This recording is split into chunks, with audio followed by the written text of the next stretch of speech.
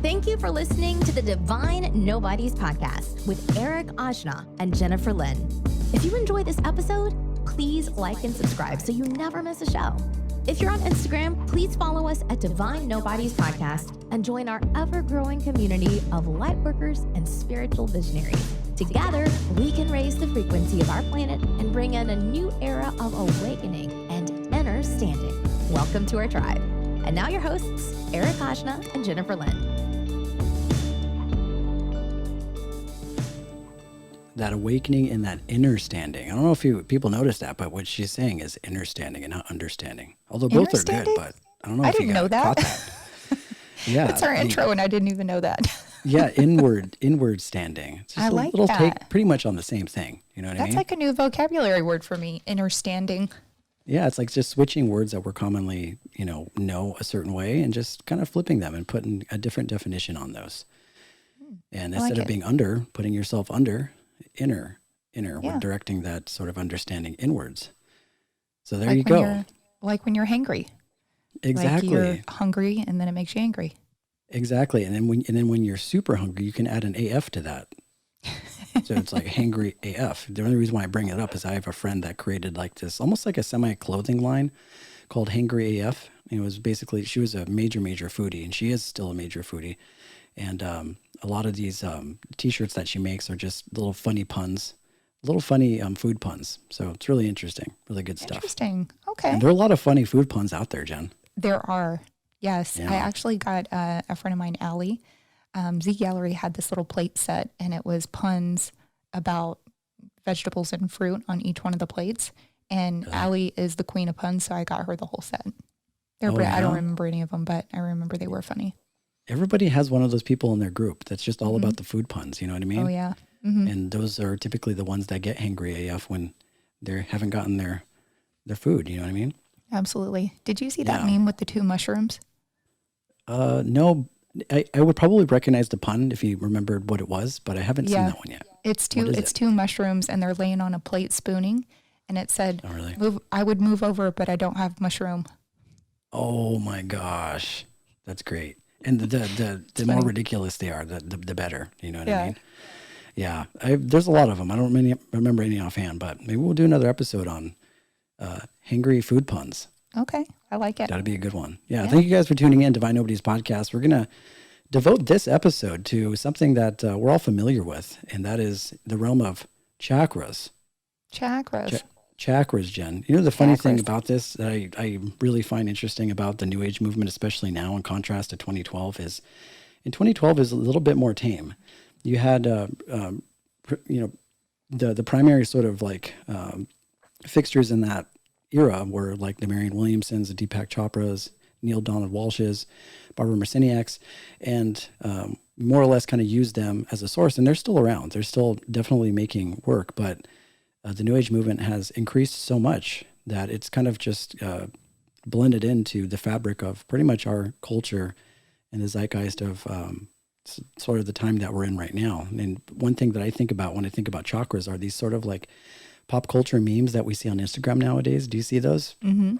And they're funny because they have this sort of Western spin to them, which I'm a really big fan of, because I'm a huge fan of integrating spirituality into the sort of modern world. Mm-hmm. And there's a few of them that I can just reference offhand. And these are memes that I actually see online every now and again. But these are examples. It says, choose your partner with your heart chakra and not your root chakra. And then the second one is, when you're one unbalanced chakra away from losing your shit. And there's a picture of like, I think that the sister in The Simpsons just like all cracked out of her mind. Lisa. And then the other one is Elisa, exactly. And the other one is, if anyone sees me screaming in my car, it's fine. I'm just clearing my throat chakra. You know, there's a really cute throat chakra one. It's brass knuckles, and then they have crystals on the outside. And it said, I'm getting ready to realign someone's throat chakra. Oh, yeah. That's hilarious. I've seen that one, too. Yeah. So it's like, it's a little bit more profane, I think, than that. It says, like, when a motherfucker needs their chakras realigned. Yeah. And it's like the brass knuckles with the crystals coming out of the knuckles. And you see that, and you're like, all right. But the one that kind of set the gears rolling with that whole thing was this meme that I saw a while back of the basketball player Shaq. And there was just a picture of him in lotus pose, and it just had all his face as the actual spinning wheels of the chakras, and it just says chakras on it. I love it. That's funny. Yeah, it's funny. It's cool that it's made its way into sort of pop culture, and I support that definitely, because I believe that everything is spiritual. So whatever way that you can kind of integrate that into your life and delve some humor in it, I think is definitely a good thing. Okay. So that's what we're going to talk about today, which are the chakras, which are the 7 energy centers that we have in our bodies. And would you say, out of all of your chakras, Jen, which one of the chakras would you say you resonate the most with? Oh man, probably I would say solar plexus. If I had The to, solar plexus? yeah, that'd probably be, because that's whenever I'm meditating, that's where I go to. Like that's like the source of my energy, not necessarily my heart. Yeah. And I mean, notice every person has a more prominent sort of chakra, even though we use all of them. And there are 7 ones that we have that are common to the New Age world. But if we go really far in there and we reference the work of like the Upanishads and the Vedas, which are Hindu scriptures, they talk about up to about 114 different chakras that the human being has in and around their body. And just to break that down, there's 2 outside of the physical body. There are 4 that are unchangeable, which means that they're just a part of your sort of spiritual self. So that leaves 108 that are attached to the body that can be changed. And we can break those down into 2 sets, which are 54 masculine chakras and 54 feminine chakras. And in Hinduism, they break it down to sounds. So there's definitely a science involved when it comes to chakras, but we're not going to go through all 114 because we'd be here for a long time if we did that. A long ass time. Yeah, no one got time for that. Nope. Yeah, so we're going to go over it was too short. We're going to go over the 7 chakras. And each one of these chakras attribute a certain quality to the human experience. I myself, I tend to alternate between my throat chakra and my third eye. Of course, my last name in the podcast is Ajna, which is the third eye chakra, which is divine sight. So we alternate between all 7 of these chakras throughout our lives, and depending on where we're at in our journey is going to decipher which one of these chakras is activated. And I think that's the whole goal of the chakra system, is to try and illuminate all 7 of those things, you know? Yep. And so we're going to go over each one of these chakras, but first we're going to, start by asking kind of like these questions, like what are chakras and what happens when these chakras are blocked? Oh yeah. And, we hear that a lot, like in these circles, it's like, oh, my chakra's blocked. I've spoken to at least 1,000 people within the last, I want to say 5 years that's come up in a conversation at least once time. They're like, hey, we're working on my chakras. This one happens to be blocked. And really what that means is that depending on what chakra it is, that chakra needs work. And chakras traditionally are seen as like these spinning wheels. The spinning wheels of these vortexes of energy that exist on different areas of your body, right? Right. And doesn't it matter which way it's spinning? Like if it's spinning backwards, that's not good. It's supposed to be spinning clockwise. Yeah. You can get down to the science in that way. And there's also the sort of theology that it spans about 5 feet in front of you and around each one of your chakras. Oh. Yeah. So it encompasses more or less almost like an aura. Like your little field, your own little energy field. Yeah, your own little energy field. And so it spins, and in Hinduism, actually, they think that it could also be triangular. Oh. Which is something that you don't often hear. No. Yeah, Sadhguru, one of the gurus that I follow, believes that they're triangular in shape and not necessarily like a spinning wheel. The one thing that I noticed about chakras is that there's a certain part of that whole system that we've sort of westernized in a lot of ways. There isn't a whole lot of history about why the chakras are colored the way that they are. Yeah, I wanted to know that. Why is the heart chakra green? That doesn't make any damn sense. Yeah, right? there's a lot of theories as to why it happens. There's a whole color spectrum and how sound integrates with color. We're not going to get too much into that because realistically, if you go online, you try and figure out why the colors of the chakras are a certain way, you're going to get a lot of just anecdotal type of information.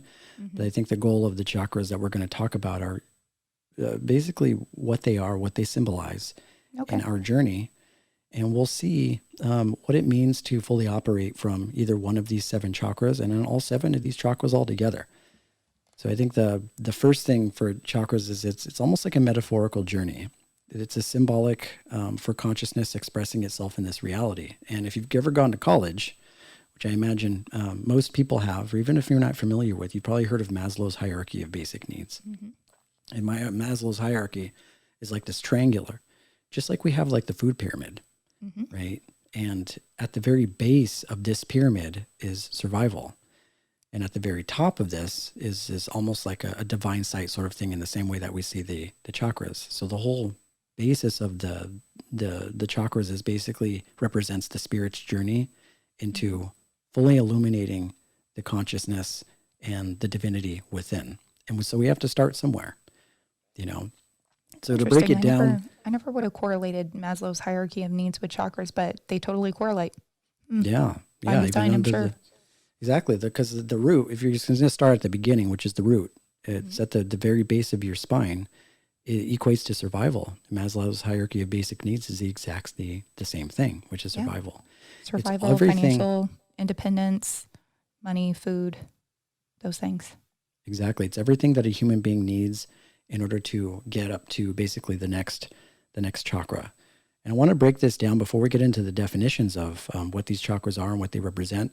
So each chakra has a certain note that is attached to it. And the reason why I want to bring this up is because it will give you a good example of how the spirit accelerates through to the 1,000-petaled lotus, which is the 7th chakra. So if you look at a scale, there's 7 notes. There's C, D, E, A, G.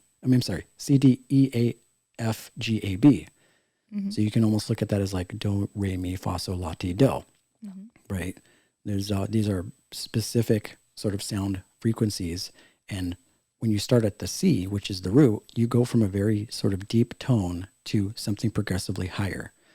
And the reason why these notes are assigned to certain chakras is because when you play a C, for example, on like a crystal singing bowl, you can feel it more towards the lower extremities of your body where your root is located. And then if you go up to, say, perhaps like an A or a B note on a crystal singing bowl, those notes are a lot higher. You feel those more up here. They're more cerebral. So just in the same way that these energy centers are assigned to certain areas, these notes are assigned to certain areas of your body. And just in sound healing, it's all about trying to penetrate the body through those certain fields, which activate those chakras. Oh yeah, so, I've had some incidences with gongs. So there's a couple gongs that give me like major GI distress. Oh, really? Yeah. That happens. Uh-huh. That happens. I mean, I've been in a lot of different sound baths, and everybody's different. And depending on who you talk to, they can say that maybe those chakras are blocked. Mm-hmm. There's some work that you need to do in order to like fully embrace the sound of these gongs, because ultimately they're supposed to make you feel good. Mm-hmm. And they'll say that if they don't, then there's some blockages there that you need to go through. But at the same time, there are just some people that don't like the sound of things, certain things. Yeah, it was actually the earth gong I guess that kind of makes sense because it's a lower sound. Yeah, exactly. So in that same thing too with the planetary gong, they're tuned to the orbital properties of the planets, and they vibrate at a certain frequency that penetrate these chakras a certain way. Mm-hmm. And then the 7 notes could also correspond to the God creating the world in 7 days. So depending on how you look at it, the number 7 definitely has significance if you're looking at numerology and stuff like that. So if we start at the base of the spine, which is the root, and we'll go over these qualities. So the ultimate goal with the chakras is that we're trying to go through the motions of being a human being. Mm-hmm. And as we go through the motions of human being, we learn as we go through our journey through the chakras about what survival means, about what it means to be human, what it means to ultimately become spiritual, and then what it ultimately means waking up to the divinity within and illuminating that third eye and recognizing God within yourself. And you can't just... that doesn't just come from nothing. There's a set of requirements and almost set of experiences that needs to take place before you even start getting the feeling of that spirit operating inside of you. And those requirements more or less are illuminated through the chakras. So the very, very base of the chakra is the root. Mm-hmm. You know, and so the root is responsible for our survival. Yep. You know, and survival, that's at the very core. That's like the most primitive aspect of who we are, right? So when you're born, you're looking for things like shelter. You're looking for things like food. Mm-hmm. All these things that it's not even it's not even a question of wanting or desiring. You're biologically wired to want to survive. And at the very, very like basic part of that, you don't even need to think about those things. There's something deeper inside of you that knows that you need to eat, that knows that you need to survive. Mm-hmm. So even if you're not thinking about how to do those things, you wait long enough, your body will make you do those things for you. Oh, for sure. You know? Mm-hmm. Yeah. Do you ever have moments where you're you would say that you're operating from your root, or maybe your root chakra's been blocked?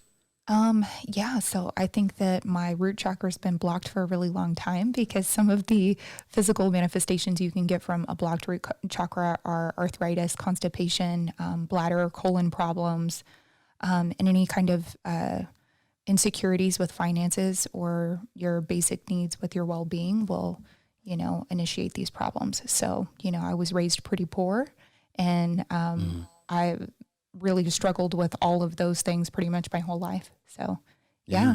I think I went a long time with the blocked root chakra. Yeah. And that's a common struggle too. And just so everybody knows, this isn't a linear path. It isn't where, you have to activate your root chakra before you can get to, your sacral or your solar plexus. Like you can have 3 or 4 chakras activated at once.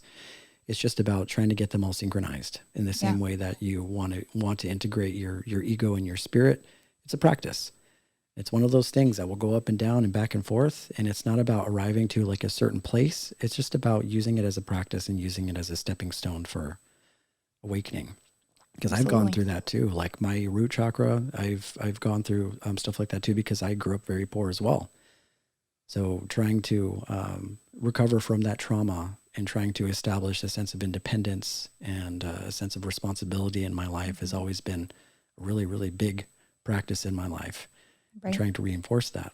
But the one thing that you will know is if you know how you know that your root chakra isn't blocked is that you're able to concentrate and focus on other things that don't have to do with survival.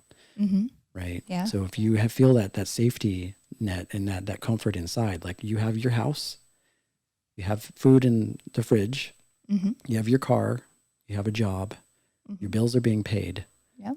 Your root chakra's spinning like a motherfucker. Yep. You know what I mean? And that thing is doing you solid. Yeah, and, there are the things that can sort of prevent you or block your chakra, or more or less, I want to say environmental issues. There are other people that can just come by and influence you to start operating from fear and starting to question, your own safety and your survival. This can be like toxic relationships. This can be, problems at your job. This could be somebody just threatening, the sanctity of your space or your life. Yeah. So, anytime you feel insecure about any of those basic needs. Exactly. Anytime you feel insecure. So we're going to go over just some logistics of it. I know we're talking about the definitions, but if anybody wants to get really, really deep in there, it's located at the base of your spine. So it's right below your ass, pretty much. Where mm-hmm. pretty much where everything starts, Jen, like right at your ass. And the color of the human tail, and the color of that chakra is red. And the element of that is earth, which for obvious reasons, earth is the most grounded place to be, because that's where your life begins, is on earth. And the one thing that I love about chakras is that they also can represent organs in the body. Yeah. Different organs. And it says here they can represent the adrenals, the kidneys, the spinal column, the colons, the legs, and the bones. Right? So if you have issues with these organs, you can supplement them with things like vitamins or exercise, or even just the emotions that you feel on a day-to-day basis have the ability to influence how the condition in the health of your body. Mm-hmm. You can cause disease by the things that you think. So it's really, really important to, adrenal speaks to you almost like a flight or fight, right? So I think that's what the adrenals speak to, is like the idea of panic. And a lot of that happens when we aren't grounded. A lot of that happens when we are operating from fear. So at the very, very core, fear is a primitive response. And it is one of the most, I want to say, most primitive the qualities that we have in us, because that's sort of that quality that we had in the wild that prevented us from being eaten by animals and bears and shit like that. Right. So in a high stress environment, I mean, that's a real thing too. So if you have a super stressful job, that also breeds feelings of insecurity too. Yeah. And the negative qualities of the root, it can be self-centeredness, insecurity, violence, greed, anger, and overly concerned with one's physical survival, tensions in the spine, and constipation. So all types of bad shit happens when your root chakra isn't aligned. You may need that guy to come down with his little brass knuckles and have your chakras realigned for you. That's right. That's right. And aren't they kind of categorized with ages too? Like your root chakra becomes fully developed between 1 and 7 years old. It's possible. I haven't heard that. That's interesting, but it makes sense. Yeah. Each chakra has like their own, age range whenever they're fully developed and fully realized. Yeah. And that shit's spinning. Yeah. It makes sense, because that's one of those things that even if you're not privy to the chakra system, which most people aren't, right? You're not 5 years old knowing how chakras work, because for the most part, your family's probably pushing that Christianity on you, or some form of just fundamental Christianity, form of control, or something. Exactly. So that chakra thing doesn't come until way later. Right. So the chakra system doesn't necessarily help you out. But if you're looking at just the way that a human being develops as a child, you're running on pure instinct at that point. And that instinct is operating those primitive functions in the body, which is the need to eat. When kids are hungry, they'll tell you when they're hungry. That's true. And when kids, they need a whole lot of stuff, and they don't know how to communicate it yet, because they haven't developed the emotional awareness or the intelligence to do it in a more eloquent way. That's right. So it makes sense that the root would be that. Yeah. And if you're having any of these issues, you can correct any of your chakras through meditation, through yoga poses, or breathing practices. So there's definitely different poses that are associated with each chakra too, if you're having issues there. So with this one specifically, the tree pose helps you become grounded. I don't know a ton about yoga, like very basic. I took a yoga class as my PE credit in college. So that's the extent of my yoga training. Yeah. And there are also just, practical things that you can also do. You can also get Reiki done. One of the major things that they do in Reiki is they scan your body for sort of impurities, and they can also tell you if your chakras are not spinning correctly. And you can just focus some of that prana or that Shakti energy on that space, and that can kind of get you going. Of course, the one thing we commonly hear is just eating high vibrational foods, which are things that aren't really dense, things that come from the earth. And just find a good balance with that, so that's always a good idea. yeah, definitely. Especially right now, if you want to escape the COVID, want to take care of yourself and not have to be stuck in that sort of flight or fight or that survival. One, turn off the TV, don't watch the news. And then first, two, start there, everybody. It's really, really important, especially right now, because, the polarities are very strong. And we want to not fall into the clutches of Mara, which are essentially right now what we're going through is kind of what Buddha went through underneath the Bodhi tree, where both of the polarities, the good and the bad, are so loud to the extent that it almost is encouraging us to pick a side. And the worst thing that you can do is do that.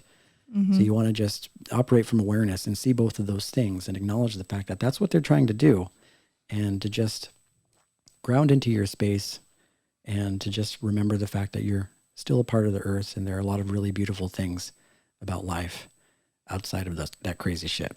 Agreed. You know what I mean? And vitamin D. Lots of vitamin D. Oh, that's so important, because there's so many people that are working remotely right now. And not in the sun. Yeah, and I'm one of those people. I know that you are as well. Yeah. And I have to make it a regular practice to go out into the sun and get that vitamin D.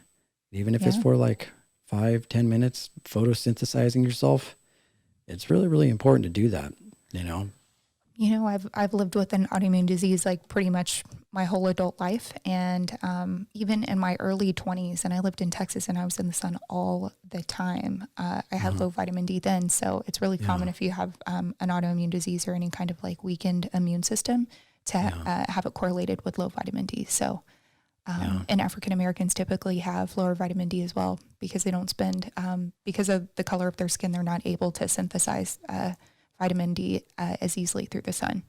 So that's interesting. So when you were growing up with that vitamin D deficiency, how does that like manifest itself in your life? Do you just feel tired?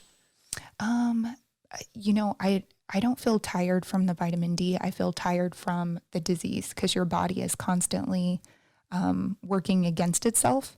So on a cellular level, so it's really exhausting. But I've been on medication for so long. I feel pretty good. I feel pretty normal, I think. Yeah. Whatever that is. Yeah. Yeah. And I couldn't tell. You look fine to me. Thanks.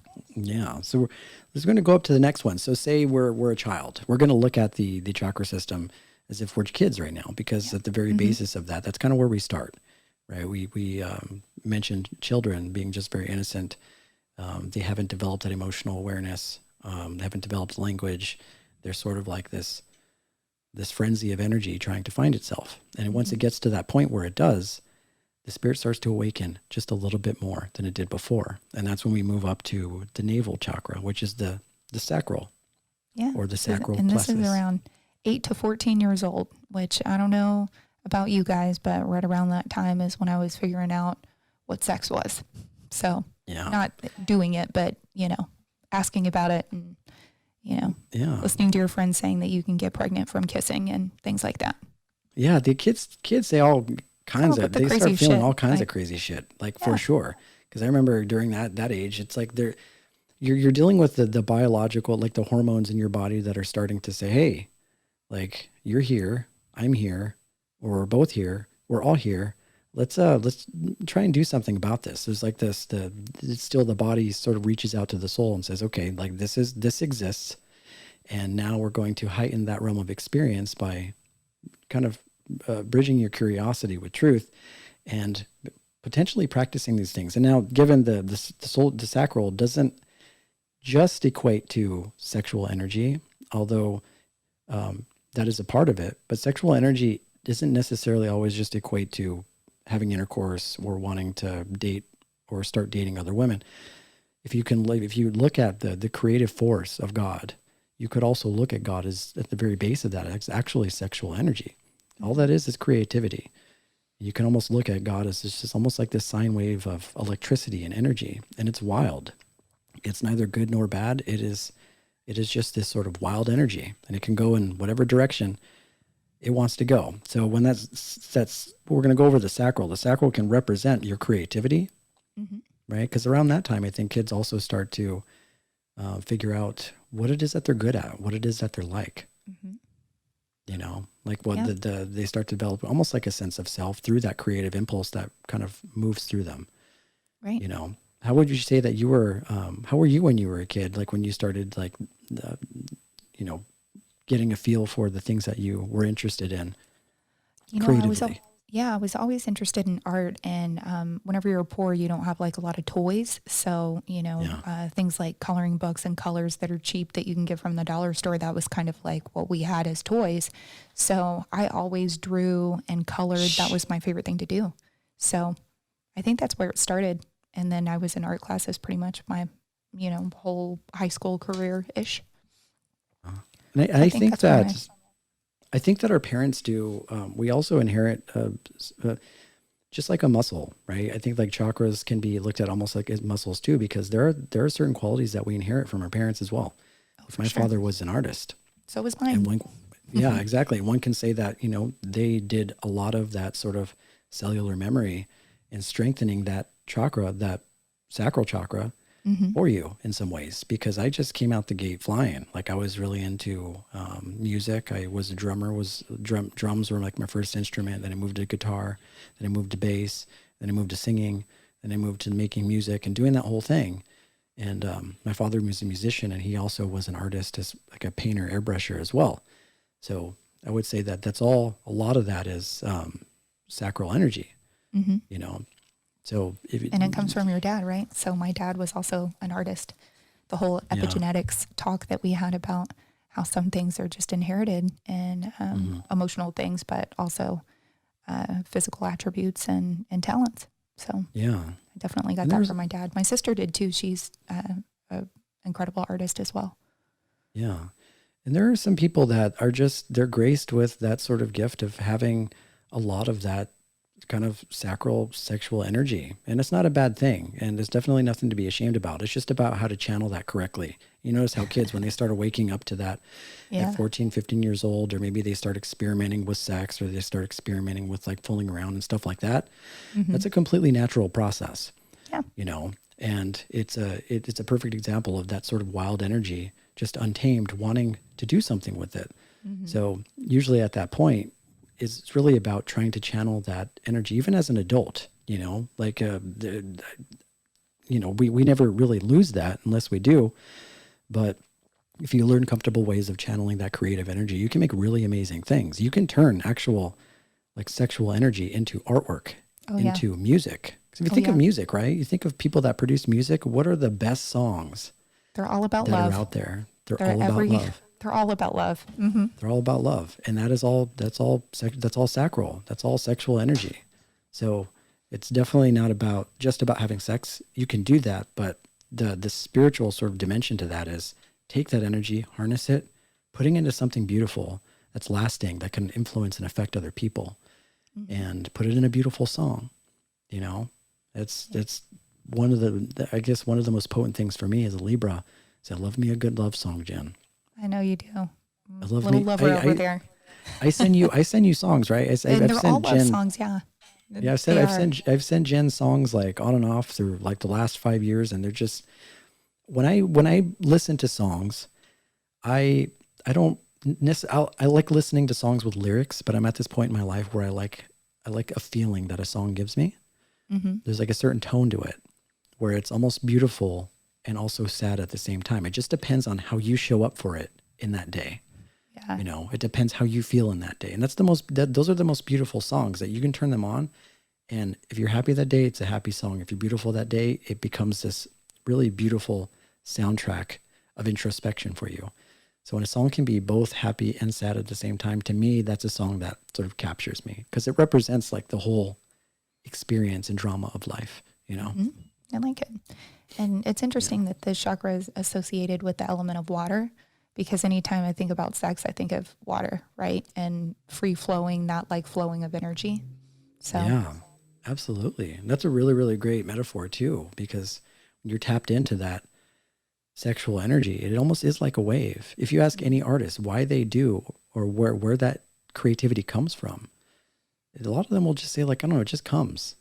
It's like, it's hard to define inspiration. Like it's hard to define creativity. When it comes, it just flows. And the second you start overthinking creativity, and the second you start overthinking, you know, art or music or anything that you're good at, you notice you get in your own way. Right. You know, you start to hiccup. Even me, like sometimes when I do the podcast, I want to be prepared for what I'm going to say. But more often than not, I find that when I'm too prepared, I can't be fully present and open to the conversation because I'm thinking about how it should be. What you're going to say next. Yeah. What I'm going to say. So I've learned to trust myself with that process and just flow. And I think that's what most people just need, is to trust in the fact that they know how to flow. And in Zen, they call it the flow state, which is, you know, just naturally just flowing with your own natural intuition. And that takes a lot of trust. And there's a lot of people that are still working with trusting themselves. But trust me, if you've gotten to the place that you are right now, you should trust yourself that you'll be able to move yourself a little bit forward. So there's a few other qualities with the sacral, which is giving and receiving, emotions, desire, pleasure, sexual passionate love, assimilation of new ideas, health, family, tolerance, surrender, working harmoniously and creatively with others. So this is like you are awakening to the fact that there's this force in you. You're not entirely sure what it is, but it's causing you to start externalizing source in your life. It's causing you to start expressing God in your life through various means like art, through anything. Basically, you can almost even just consider it action. It's like karma, it's like action, it's movement. So as long as you're working from your solar plexus, you're moving. And what negative qualities of the sacral are: overindulgence in food or sex, sexual difficulties, purposelessness, jealousy, desire to possess, impotence, uterine and bladder problems. Yeah, urinary tract infections, lower back pain, all of those things. And you can fix it with a bridge or a pigeon or lizard pose. Do you know what a pigeon or lizard pose is? I think I know what pigeon is. Yeah. Okay. Yeah. Yeah. This is the I had yoga to look poses. it up. I was like, what the hell is a pigeon pose? And then when I saw it, I was like, oh, okay, I know what that is. Yeah. It's like you look like a pigeon.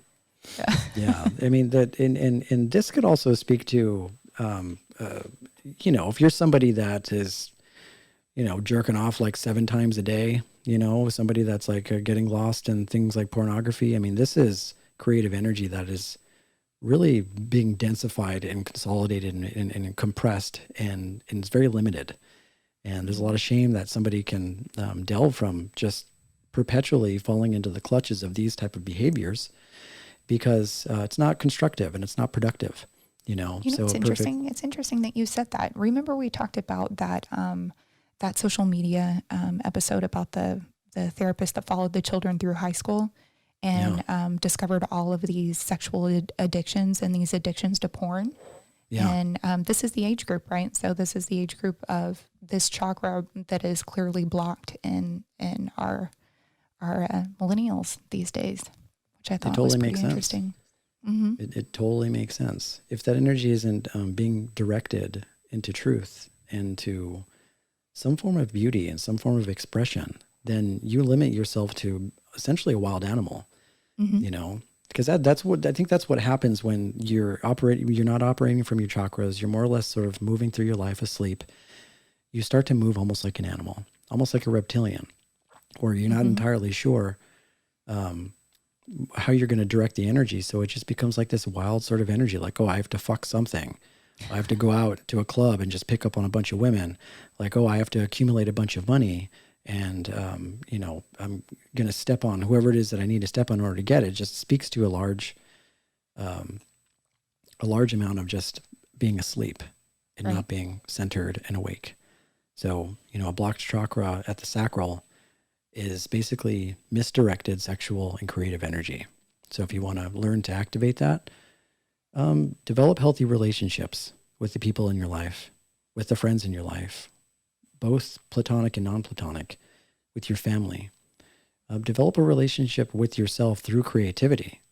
Pick up a canvas, paint, try something that you haven't tried before, because you never know if you'll actually be good at it. Right. Yeah, so it's really and you can get at anything with practice. Yeah, so anything. If it's something that you're really interested in, go for it. Yeah, literally anything. I know a lot of people, like in my circle, that didn't think that they'd be good at art, and now they're selling their art in galleries and they're doing the doing thing. Yeah, I like the it. Best thing is to just try. So it makes sense that age group would be the type to fall into that. Right. And everybody goes through that. There isn't one person that doesn't go through that misdirected energy. And at the same time, there isn't one person that still isn't going through that, because that whole chakra spinning, getting blocked, we all go through that. There are times where some people feel frustrated sexually, or they feel like they're not creative enough, or they have like an emotional block there. Right. So the best thing you can do is to just work with your own creative flow and really listen to your body and develop a relationship with your own sexuality, which is respecting your body, which is, being good to yourself, loving yourself, don't falling into that body dysmorphic disorder kind of stuff. And, maybe not spending as much time on Instagram, because it's full of that shit, Jen. Full of it. You know what I mean? Agreed. Yes. Oh my gosh. Yeah. Yes.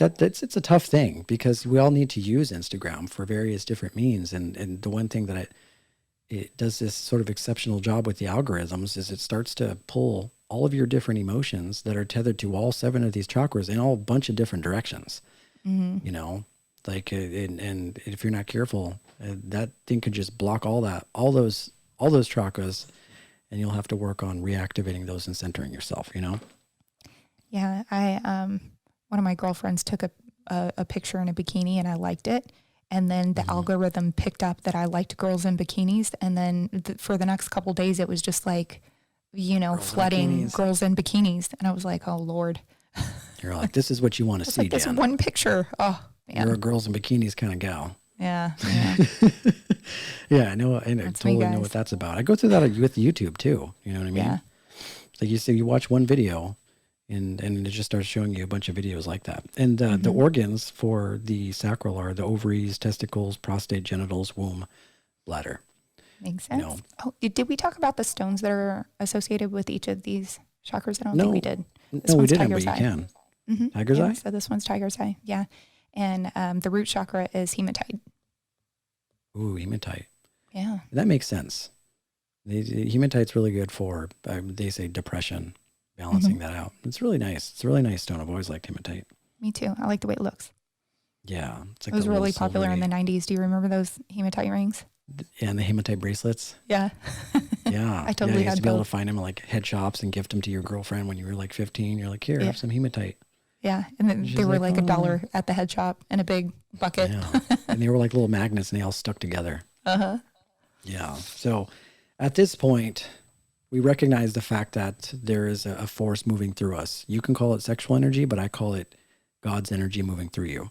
And the reason, in a more practical way of explaining this, is because sexual energy creates life, right? If you go in a relationship and you have sex with another person, you can create a baby. You can create a human being out of sexual energy. So that is God, and God creates. And so sexual energy isn't bad. Just learn to direct it. So say we're 14, 15-year-old kids. We're awakening to the fact that we have this sacral. And now we've balanced it out. Maybe we've taken on something really creative. We happen to be good at podcasting. We happen to be good at instruments or making music. And now we're moving up to the solar plexus. And now we're around 15 to 21 years old. 15 to 21 years old. Yeah. And this is where it's starting to get good, because at the solar plexus, which is located pretty much right above your navel, below the chest. So you can almost look at it as kind of where your stomach is. It almost kind of falls right below your heart. And the solar plexus is responsible for sort of like a divine will. It's like once you've awakened to this sexual energy, you want to practice it. You want to express it.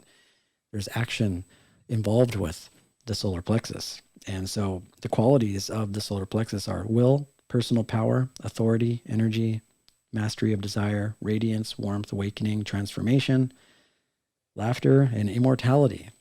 So it's like you understand your position in contrast to those around you, and you want to make your mark on the world. And you do that through the solar plexus. It's like, how can I take the sexual energy, that the sacral energy, and what I learned from the root, and implement that into our 3D, 5D existence? So it involves putting yourself out there, and it involves kind of breaking out of your comfort zone and making your mark, making your own special sort of unique imprint on the world. And it makes sense because the element of the solar plexus is fire, and fire represents action. Action. Mm-hmm. Fire represents movement. And this is another one that I think is colored odd because it's colored yellow. That soft fire. Yeah. It's that soft fire. That candlelight fire. Yeah. Yeah, that candlelight fire. Mm-hmm. Exactly. I love that. I love that fire energy is something that I had to learn to really integrate into my life, because I have a lot of air in my sign, and air can kind of get lost in the clouds. It reminds me of that Alan Watts quote where he's like, well, what is enlightenment like? He's like, it's like regular everyday life, but like 5 feet off of the ground.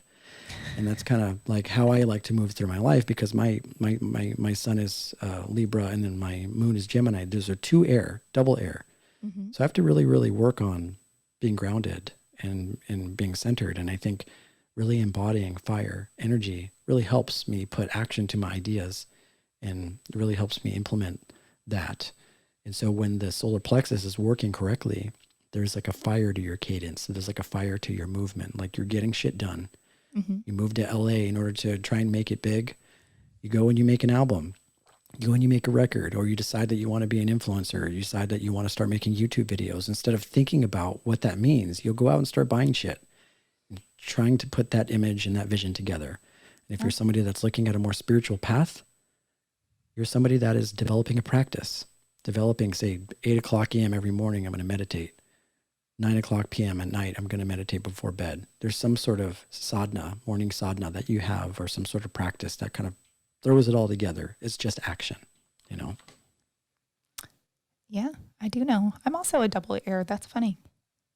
Yeah? I knew we had the same moon, but yeah. Wait, what is your rising though, Jen?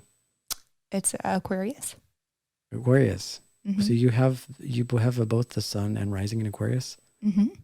Wow. Because you have a lot of fire energy though, you know, because you're somebody that I know that like is a doer, like you do shit. Yeah. You make shit happen. A doer. Mm-hmm. You know? Yeah.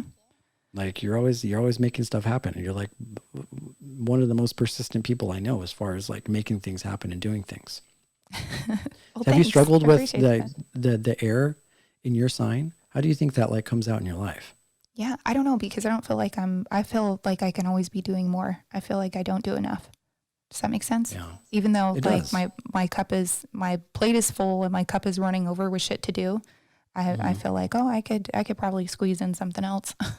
Yeah. So Yeah. And you know, we double-edged could also sword. look at like our signs, and I had a conversation with somebody about this the other day. It's like, if just because you're a Libra, just because you're an Aquarius, you will have those qualities. But just like what Gem Goddess says, they could be like a default quality. They're basically your baseline. They're where you're at, what you need to overcome in this life. But you could also work beyond just the attributes of your sun, just through experience.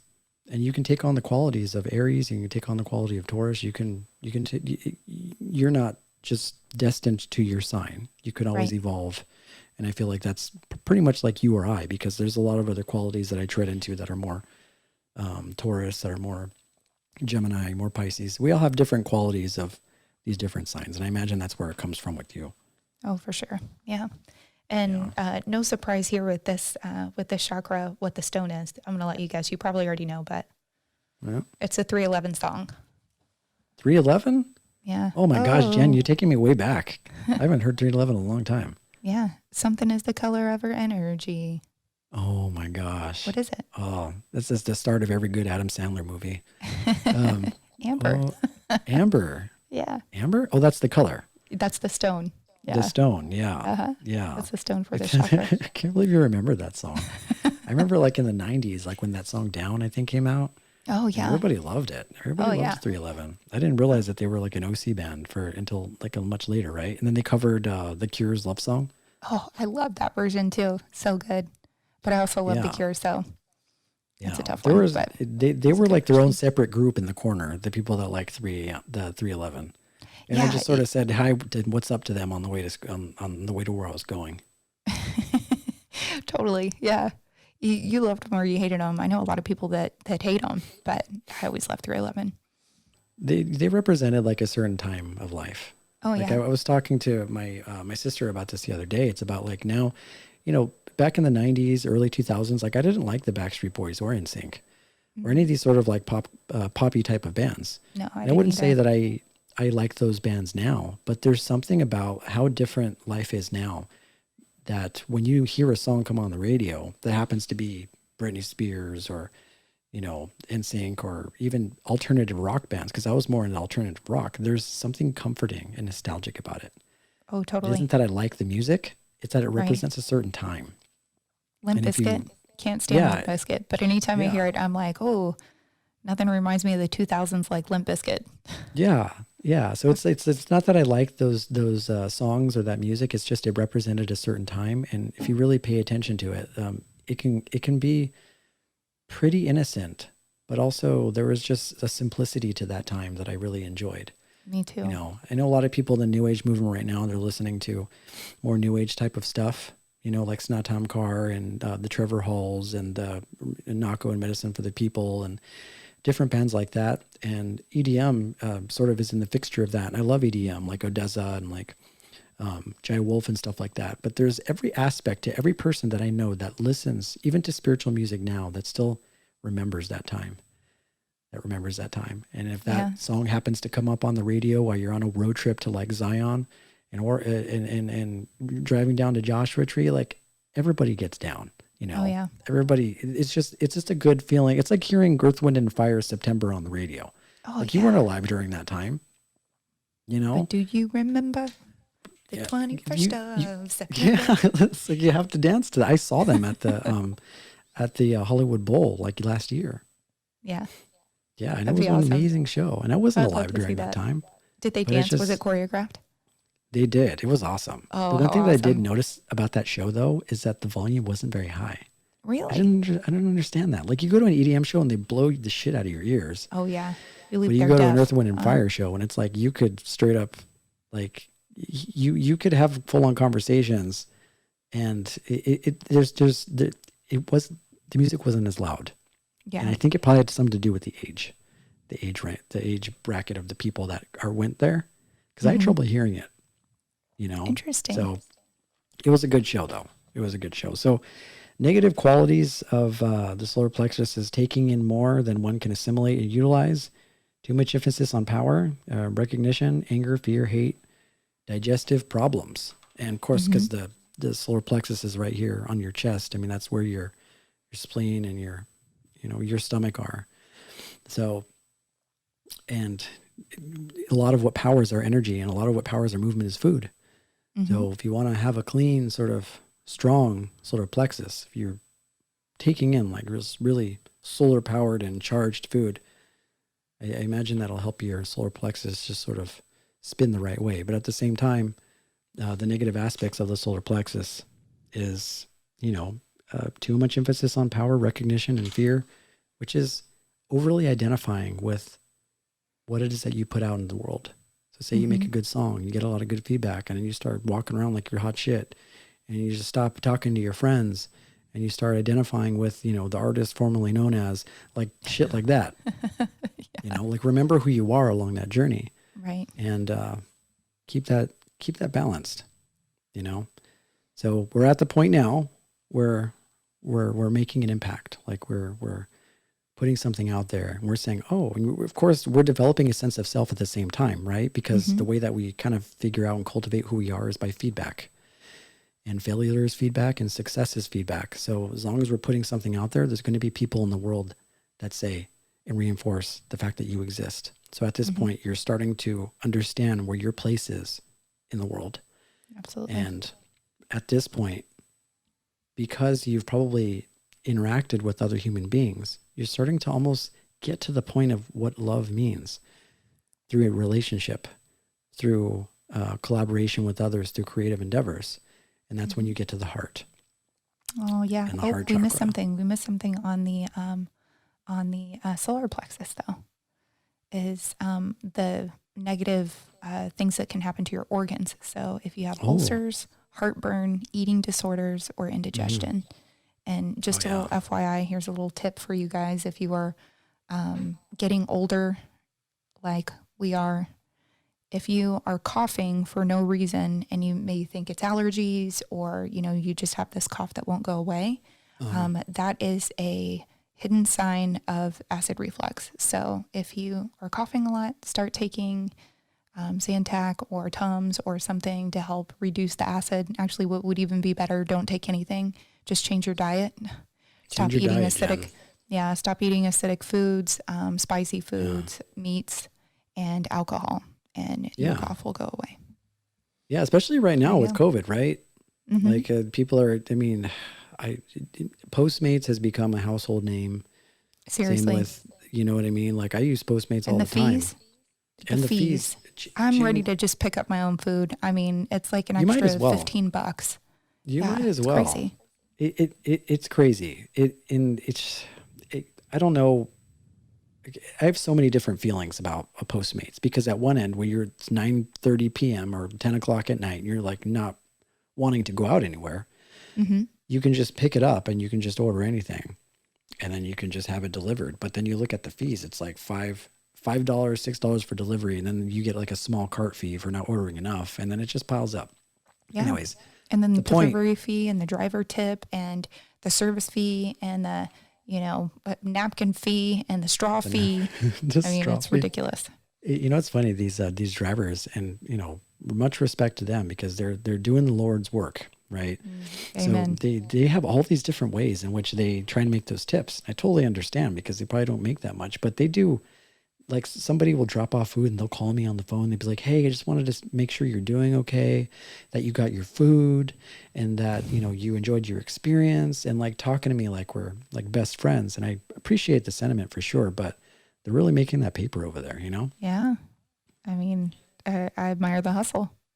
Yeah. You got to admire the hustle. But I get the point. What we're saying is that like, it's easy to overindulge, Yeah. It's easy to overindulge with Postmates, especially right now. So it's really about balance, watching your portion sizes, not overindulging, not eating at like 1 o'clock a.m. in the morning, and then going right to sleep. Things that are just almost like like day one kind of stuff. Like you just want to take care of yourself, watch what you eat, and don't get too crazy with the hot Cheetos.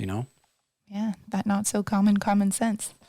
Exactly. The not so common common sense. Is it Alan Watts? Somebody asked Alan Watts what enlightenment is, and he's like, it's just the reevaluation of common sense.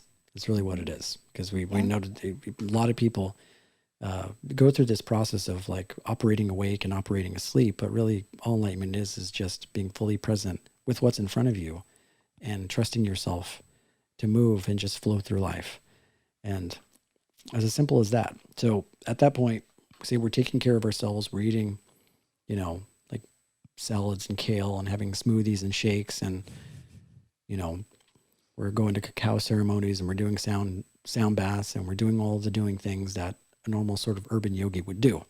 Okay. And then we start developing a sense of self, and all the people in our lives, we've at this point probably developed friends through our interaction with other people, through our creative adventures, and just through parties and experience. And it's at this point where we start to awaken to the heart energy. And that's pretty self-explanatory. Yeah. And around this time, we are 21 to 28 years old. Oh yeah. That's about the time I started getting really super Libra-like and romantic. Yeah. You start to really come into your own and know who you are. Not fully. I think you really know who you are whenever you're in your 30s, but I think in your late 20s is whenever that starts to come on and you're like, I think I'm getting the hang of this. Right. Yeah, exactly. No, I completely 100% agree. It was during those times, I think in my early 20s to mid 20s, where I started really paying attention to that. Like how it is that I showed up in relationships, like who I was in relation to somebody else, what it meant to cultivate and nurture friendships with people, both family and friends. And the chakra is a really special chakra. The reason why is because if you get to that point where your heart chakra is activated, it is the bridge. We can almost look at it as a bridge. Yeah. Because the second you get to your heart chakra and you go to all the other chakras above it, it bridges your physical with your spiritual, because everything after the heart chakra is really about recognizing the fact that you are a spirit. You recognize the fact that you are working in collaboration with God, and everything after that point is really about how to implement that love in your life and sustain it and develop a practice with it, So, of course, the heart, something we're all familiar with, and the heart is obviously at the center of the chest. The color is green, which is, I agree with you. The colors seem like they're all over the place. Right. The heart should be red, right? Everybody knows. Yeah, the heart should be red. When you're 2 years old, you're drawing hearts in red. Everybody knows hearts are red. But okay, green. They're green. And it makes sense that you know what the element is for the heart, Jen? It is air. Yeah. It makes total sense. Hey. Yeah. It's like, all right. That's where the air starts to shine. So the functions are, the qualities are divine, unconditional love, forgiveness, compassion, understanding, balance.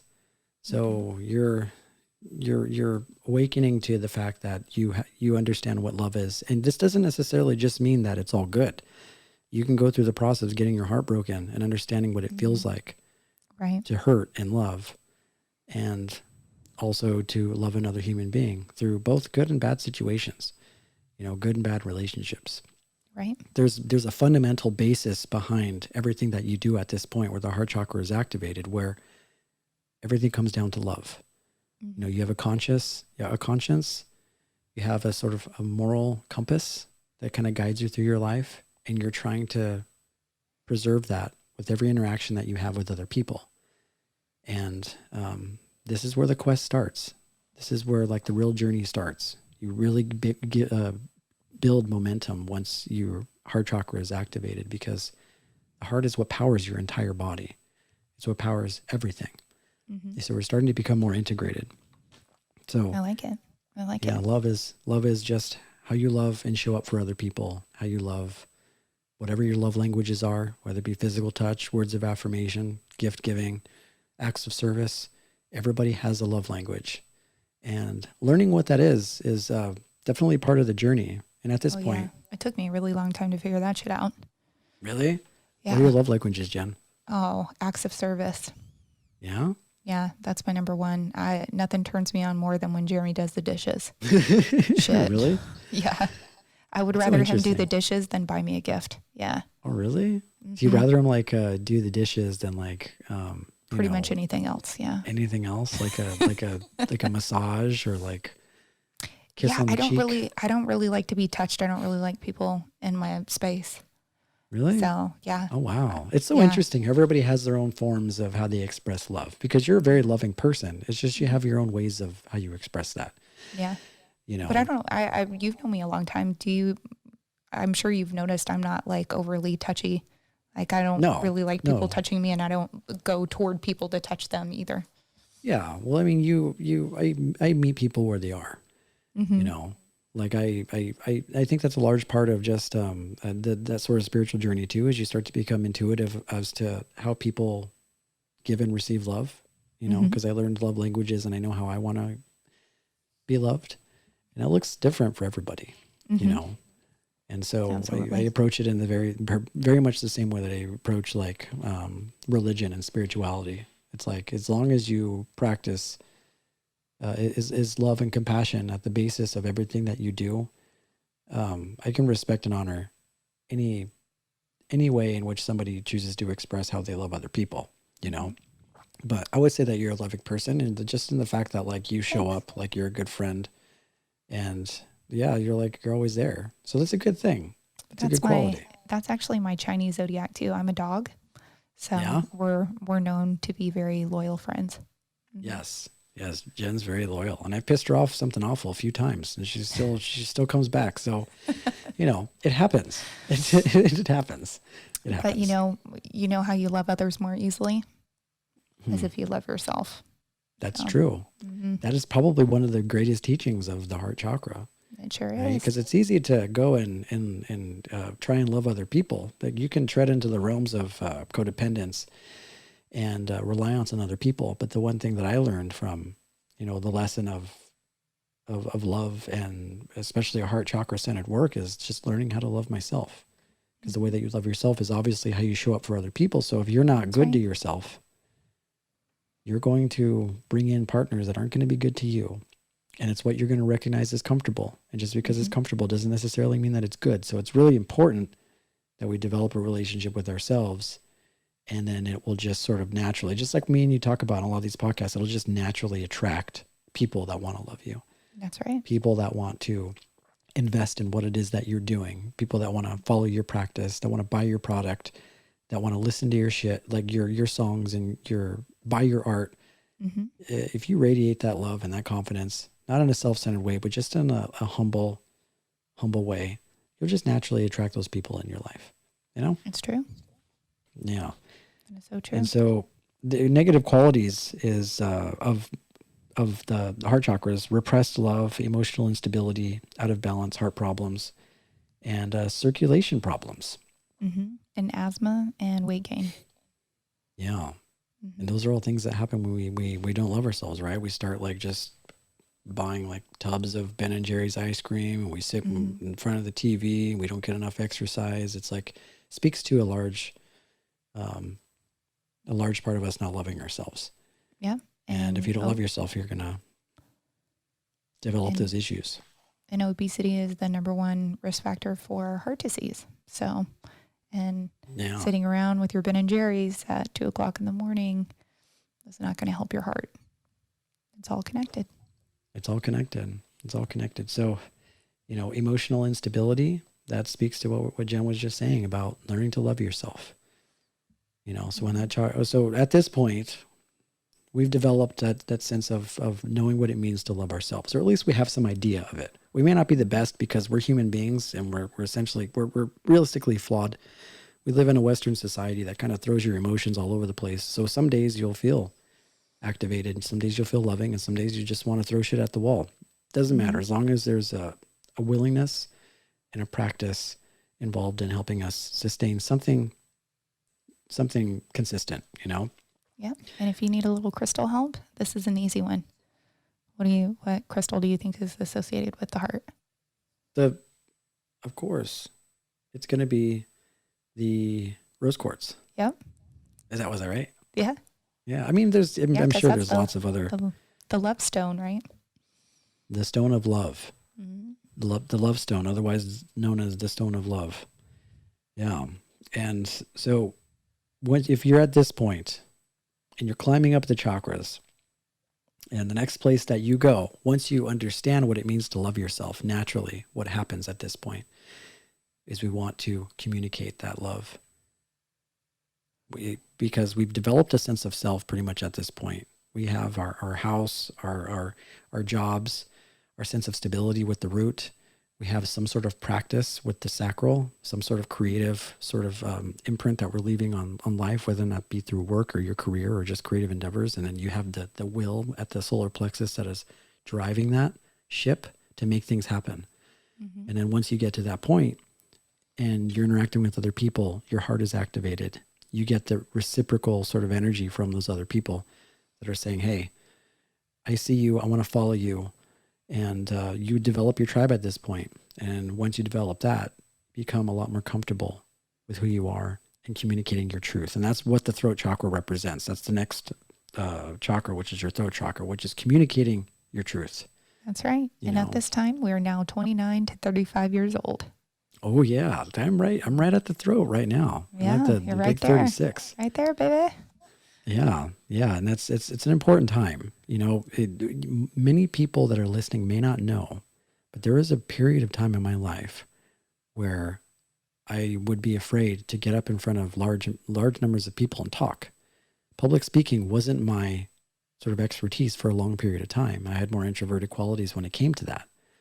And so I was more of that sort of introvert in the corner where I was very observant. I took on a large part of the world growing up, and I was a very, very quiet person, right? And once I started getting into spirituality and loving myself and working with those chakras, suddenly I started to feel this need and this desire to want to communicate with other people. You know what I mean? Like communicating and learning from others. And it's been a long process. And this podcast is definitely still a practice for me, and a practice of me activating and constantly nurturing that throat chakra. So throat chakra can be represented as speaking your truth. Well, I think that you do a great job. You're a very eloquent you. speaker. So I feel like your throat chakra is spinning. Oh, it's spinning. Yeah. Spinning like those like rims from the early 2000s. That's right. Oh, spinner rims. Oh, I forgot about those. Did you have spinning rims, Jen? No. No? That's the crazy thing is people at one point thought that those were actually cool. I know. Yeah. And you can't even find them. Can't find them on the road right now anymore. That's so true. Oh my gosh. I didn't even think about that. I totally forgot about spinning rims. Yeah, but those were like an ordeal for a while. Yeah. Whenever you stop and your rims keep spinning. Yeah, and you keep spinning. And I remember like pulling up and people being like, wow, that's awesome. I don't know. I don't know if they're awesome anymore, Jen. What do you think? Do you see spinning rims around anywhere? I have not seen spinning rims since the 2000s. Now that you brought that up. Yeah. It's been a long time. I haven't either. You know what I haven't seen either? That Honda Civic Si. Remember that bright blue color? It was like a blue purple color that they made the Honda Civic Si in. I haven't seen one of those in forever. No, I haven't seen one of those. I haven't seen one of those. I had this conversation with someone the other day about like, because we're reaching like such an accelerated path when it comes to technology. We have like the Teslas out there right now that are like zero emission vehicles, and they're leaving like zero carbon footprints on the environment. And I think of That's like not people true. that are still, I'm thinking of like people that own like Chevy Bel Airs from like 1950s and 1940s that are just like right out the gate. They just smell like they're just, you know, they smell like gas, and they smell like, like they're bad for the environment. Right. Are those guys, do you think those people still drive those cars with confidence that they're doing something cool? Or does it, based off of kind of the time that we're in right now, is it kind of like an asshole thing to drive your car, as old as that is? Well, I had a classic car, so I can speak to this. I thought it was pretty fucking cool. Yeah. But I didn't drive it. It wasn't an everyday driver, right? I And had most of a those cars aren't. 67, a 67 Camaro. It's like And- you drive it on a Sunday kind of car. And honestly, you drive it on a Sunday, and you can't really drive it that far because they overheat, and and then you only get like 6 or 8 miles to the gallon, so you're not really going that far anyway. And then if you're going to do anything social, usually it involves a cocktail or two, and then you're not driving home. So it ends up getting parked somewhere overnight, and then you Uber home, and then you have to go back and pick it up the next day. It's a pain in the ass, but long and short of the story is I thought it was pretty cool. And I also have an electric car, and I will say that they are not better for the environment. And here's why. It's because electricity doesn't come from the sun like we all think. Yes, there is solar energy, but still at this point in time on the planet Earth, most of our energy comes from gas. So they're actually not better. They're actually about the same. So yeah, my father had like an old Datsun from back in the day, and I don't know, people just like the cars that they like. And I remember just going into his car, as new as cool as it looked, it just always smelled like gas. Mm-hmm. They like do. Always. I love the smell of gas, though. If I get it on my hands, if I'm pumping gas, and I won't wash them. I like the way it smells. Yeah, I don't I know like the that's smell probably of gas. dangerous. Yeah, this is not no bueno. That's gonna block all your chakras, Jen. Well, for sure. Yeah. So I if watched you one of ever- the Gem Goddess videos, and we're going to get to that after the throat, but about fluoride in the toothpaste and how it blocks your third eye. And I was like, oh, shit. I've had fluoride in my toothpaste since like the dawn of time. Oh my God, Jen, really? Yeah. You I could've still have just asked. fluoride I've in my been- toothpaste. I didn't know that. No. Yeah, you got to get that Tom's fluoride-free toothpaste. Yeah, I guess so. Yeah, because that will calcify your pineal gland. Yeah. Right. So if you're telling me that like maybe sometimes you have trouble with dreaming, or sometimes you have trouble with other things, like could be because your pineal gland is being just constantly getting its ass kicked by that fluoride. You know what I mean? I did a meditation today, and I was trying to visualize my pineal gland, my third eye, and it was foggy. I felt like I had a contact over the top of it that was old that I slept in, and I hadn't washed in a couple days. Yeah. That app that we were talking about the other day, Illuminate? Yeah. Use that more. Use that more for third eye stuff. Okay. Because Cool. the one thing that happens with me when I use it is I feel my third eye. It doesn't even become a question of me needing to focus or concentrate on it. Mm-hmm. It's like I can feel it. And it's just like this weird thing that you can feel inside of your skull, almost like this little tickle. Like somebody just like when someone comes up to you and like tickle. I don't know if you're like one of those people that doesn't like being tickled. Oh, I hate it. Oh my gosh. I'll pee my Yeah, pants. you look like someone that doesn't like being tickled. Oh, I hate it. Yeah. You look like someone that'd throw down if somebody tickled you, but it feels like that in your third eye.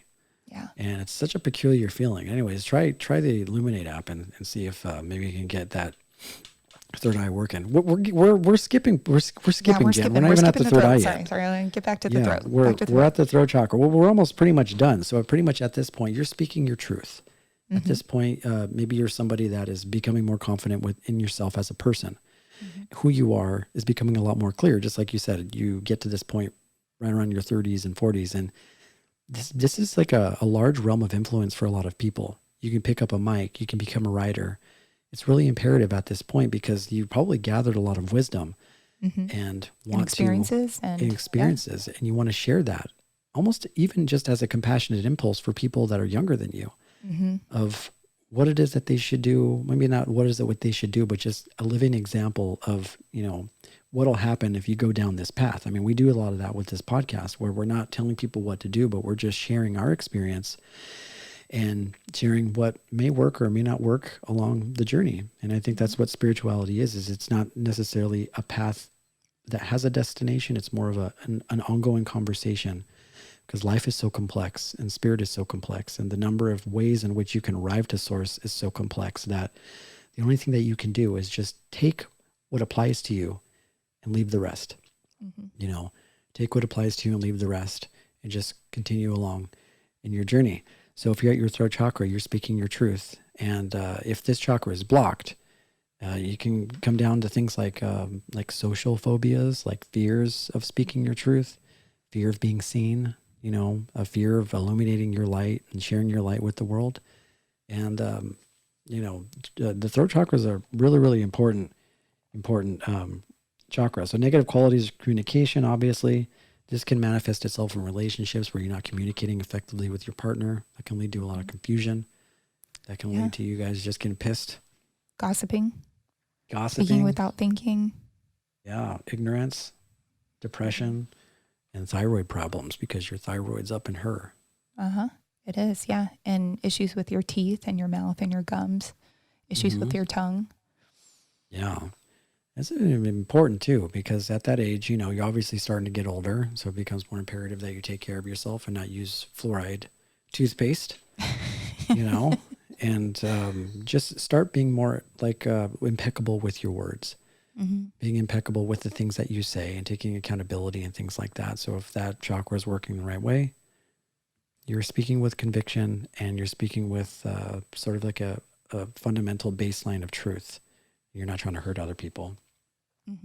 And if you want to know what crystal is associated with this, it's aquamarine, which kind of makes sense because the throat chakra is blue, right? So the stone matches.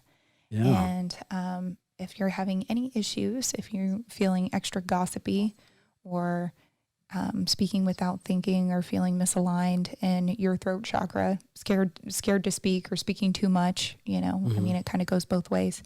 How you can fix this is with the plow pose. The plow pose. Yep. Don't know what the plow pose is. I don't know the plow pose either, Jen. Yeah, I took That's so interesting. That's probably one of those weird ones where you're like twisted into a pretzel. You might find it in the Kama Sutra, maybe. I don't know. Let's look. I'm gonna Google what the plow pose is. What the plow pose. Okay. Okay. And I'll try to, oh my God, this is the most hilarious pose. Okay. So this is the pose. Yeah. This is the pose that everybody, if you don't do yoga, you think everybody in yoga does this pose. I'm going to put it up here.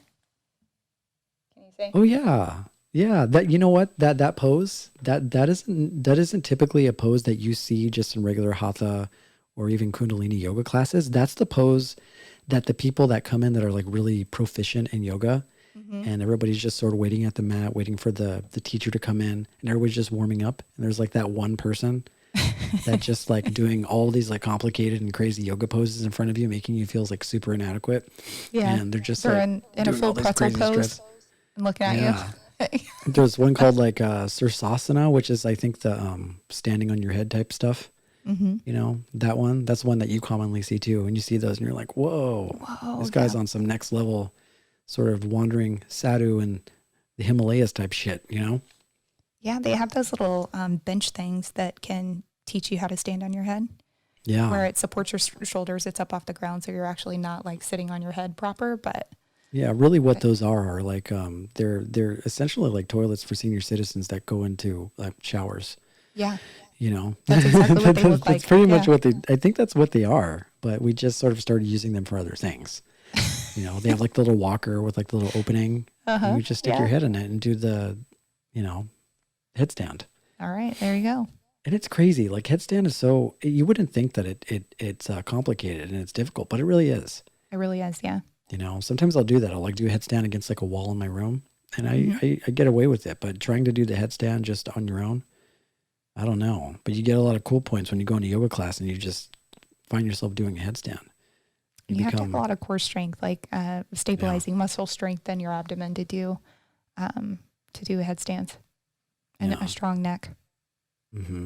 Yeah. So the plower pose, try that out. Plow pose. Because I'm trying to think like in like a kind of a practical way. You're sort of bending your neck a certain way.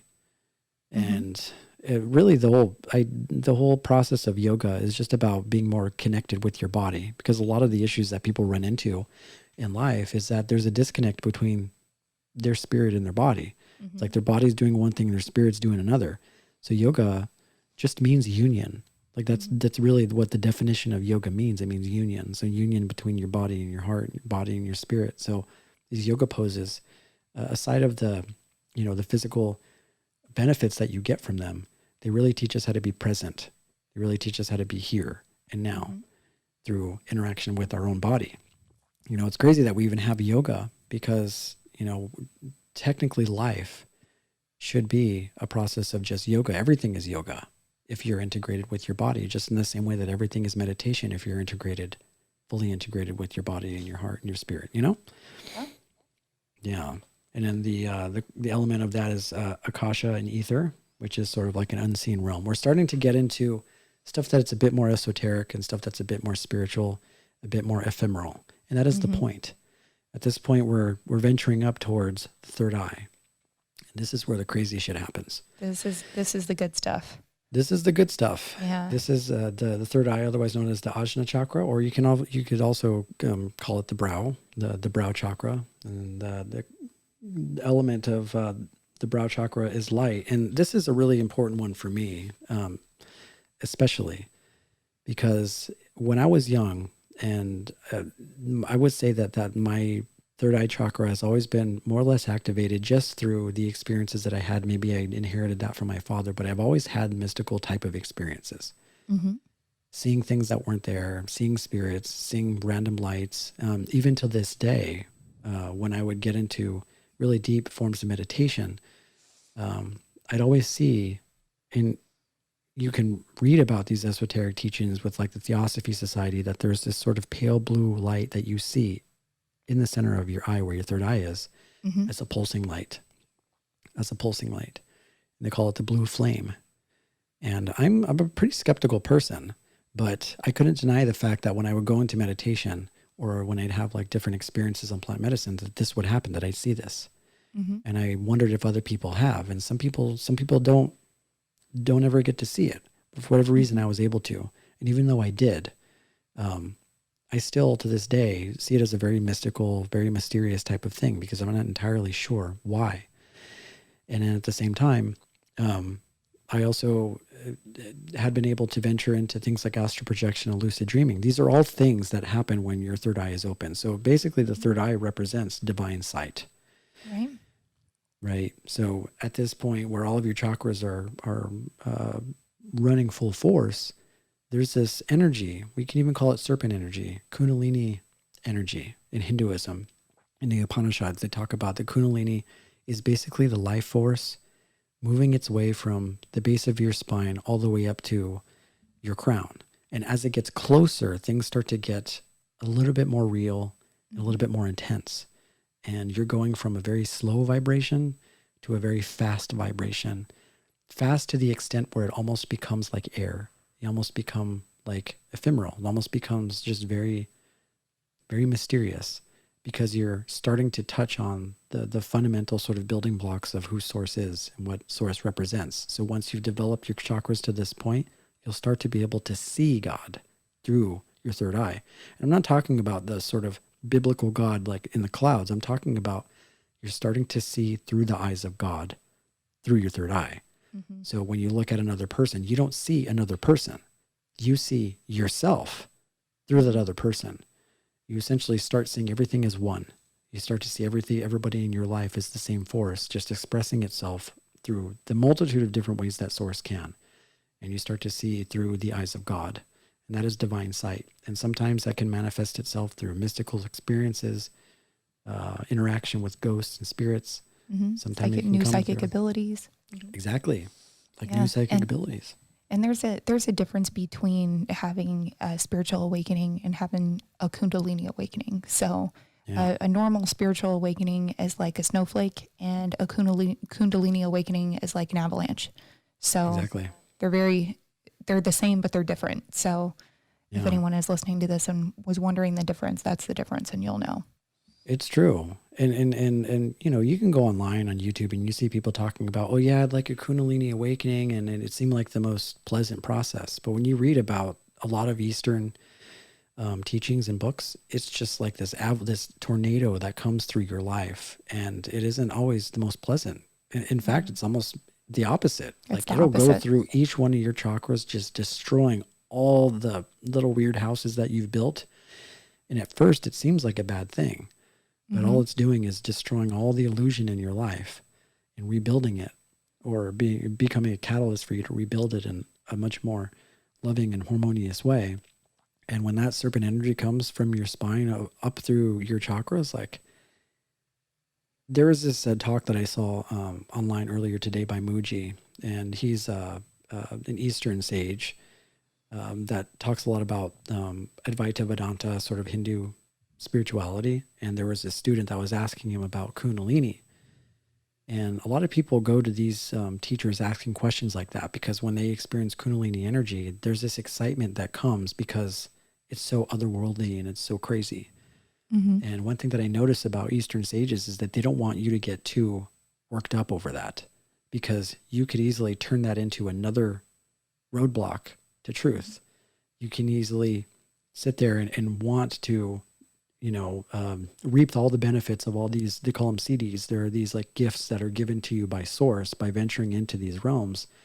But at the same time, it could also be very dangerous because there are some people that go crazy if they mess around with Kundalini energy and they're not grounded enough and they're not balanced enough. I guess my whole point is what I'm saying is that don't try and actualize or try and force Kundalini energy up your spine.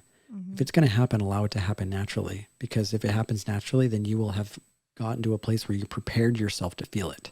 Right. But if you're sitting and you're wrangling your body in all these different poses and you're doing breathing exercises and you're, you know, you're spending like, you know, week-long retreats in the darkness inside of a room for 7 hours a day, and that you're forcing that Kundalini energy from your spine to come up, like, sure, it may not affect you, but there are some people where it's too intense and they end up going crazy, you know, and you can have a panic attack or experience some real traumatic shit from it. So what that speaks to is you have to respect the force of God, because as much as he is loving, he's also wild at the same time, you know.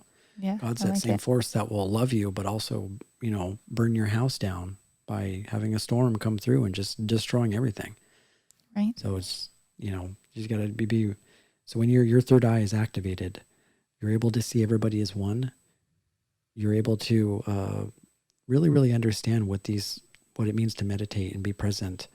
And you just by default will open yourself up to naturally experiencing these mystical states, you know, seeing spirits, gifts like psychic abilities, things like that. Absolutely. And if you're having blockages in these areas, you may experience headaches or issues with your sight or concentration, hearing issues, and people who, and we all know this person, people who seem to know it all and are the one-uppers that know everything. The one-uppers, Those people, those people typically have a blockage in their third eye.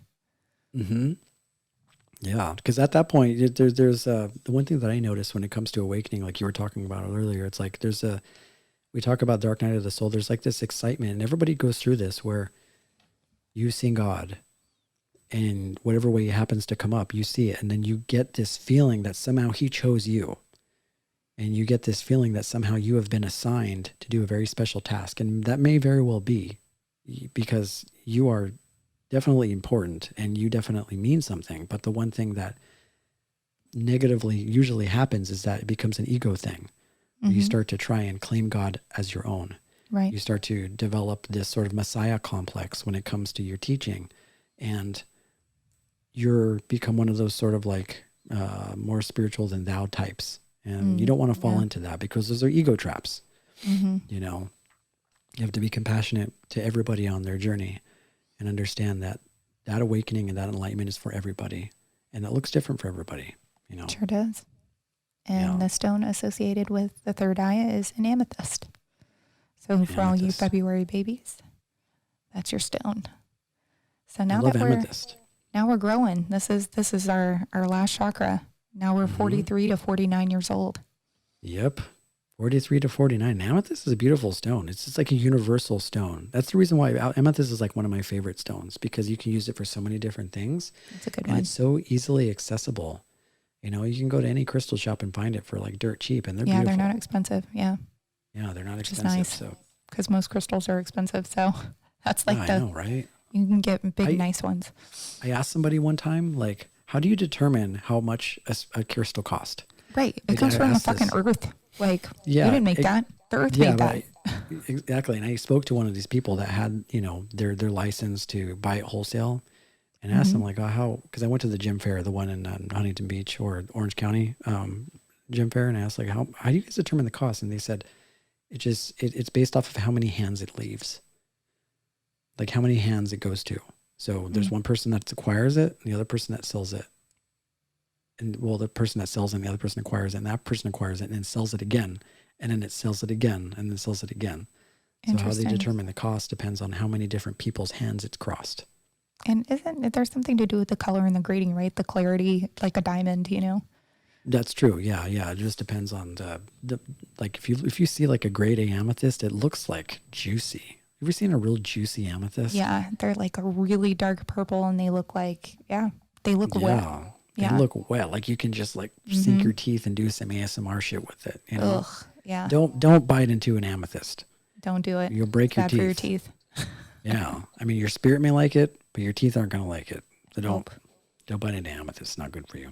But yeah, so at this point we've arrived to, I mean, at least on our human journey, I know at the beginning we're talking about 114 chakras. Well, we're going to go over the ones that are more practical to the life that we live, and which is the last one, which is the crown. And in Buddhism, it took us an hour and a half to go over these. So you know, that's what it takes. Do all 14. That's what it. That's what it takes, Jen. Yeah, I mean, we'd have to do like a series or something, but the crown chakra in Buddhism, they call it the 1,000-petaled lotus, because in Buddhism they look at the journey of the spirit almost as a lotus. It starts at the very bottom of the lake where it's all murky and there's mud and shit, gross. and then it makes its way up through the water until it peaks its head all the way to the surface of the lake, and then it just blooms. It just blooms, you know, and that's when you get the 1,000-petaled lotus, is where you are completely integrated with source, and you're completely awakened, right? And this is the reason why this whole chakra journey exists, because you need to go through all of these struggles in your life. The struggle of understanding what survival is, the struggle into understanding what it means to love somebody, what it means to be creative, what it means to speak your truth, what it means to love. And once you get to that point, then you awaken to something much deeper, which is yourself, that spirit inside of you, that it was always there the entire time. But we've been just doing all this work, looking everywhere other than ourselves to find it. In relationships, getting lost in relationships, getting lost in the sauce of all these different things that took yourself away from you. At this point, which is ironic, at this point, most people circle all the way back and arrive exactly where they started and realize that, hey, I was there the whole time, that God was there the whole time, that spirit was there the whole time. And once you come to that understanding that like you are that, like you are the source, and God is working through you, that's when that crown is activated. And so the color for the crown chakra is violet. Violet, you're turning violet. Violet. Yeah. And the qualities of this are unification of higher self and with the human personality, which is you're fully integrated with your spirit and your body, your mind and your heart. Perception beyond space and time, continuity of consciousness. So basically, you're looking through the eyes of God. You understand that this is who you are. And there are so many beautiful things that happen when you awaken to this and realize this. A lot of people just want to renounce the world. They're like, okay, all that, you understand what true illusion really is. You know, you can get lost in money. You can get lost in material things. You can get lost in sex and relationships. But ultimately, at the very core, those things don't sustain you or make you happy long term. And the one thing that will is love. You know, that is like the one force that is sustainable, that means something. And once you awaken to that, just your life becomes more simple. The one thing that I find really interesting about this journey is that we start at a very simple place, And then once we go up the chakras, things start to become more complicated, more ego, more static, more ego. And then once we arrive to the crown, everything starts to get very simple again.